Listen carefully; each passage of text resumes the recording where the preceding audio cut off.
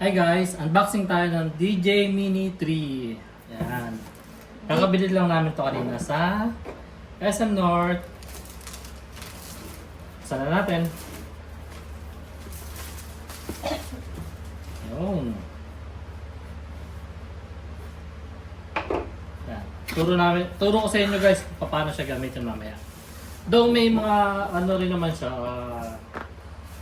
demo pag before mabilin siya. So ituturo kung paano siya gamitin. Ayan. Maganda tong DJ Mini 3 kasi advisable siya sa mga beginner na katulad ko, ayan, katulad ng iba na mga gustong mag-drone.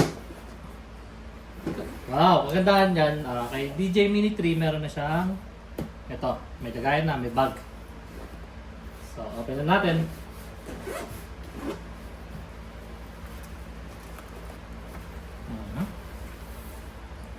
Ito yun.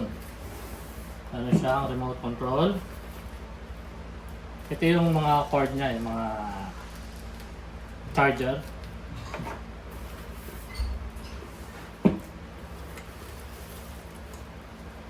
Okay.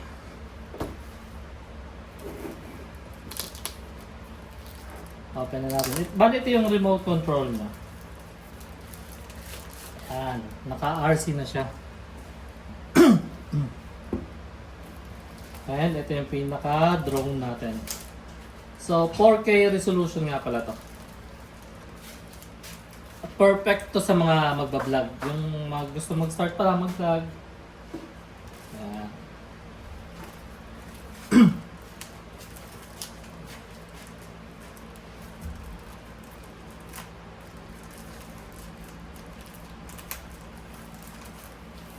So, ito yung charger ng sa remote and sa battery natin. Ito yung mga accessories niya. Nagandahan pala kay DJ Mini 3 guys. Meron siyang tatlong battery na pwede mo siyang i-charge sabay-sabay. So ito. Yan. Okay. So open na natin. Ito yung DJ Mini 3 natin. Tanggalin lang natin to, yung pinaka-cover no, sa lens. Ito rin. Every time na gagamitin nyo, lagi nyo tatanggalin and after nyo gamitin, ibalik nyo na lang din.